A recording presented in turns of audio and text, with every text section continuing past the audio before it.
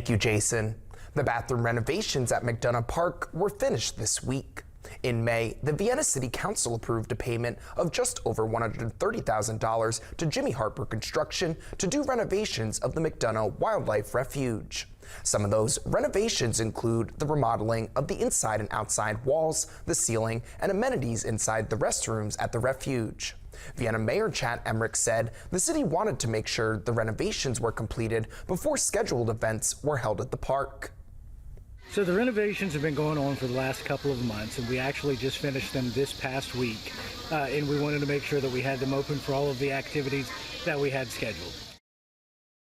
Emmerich said they are still finishing some things up at McDonough Park. The city is also adding new bridges at Jackson Park and building a kayak launch on 12th Street.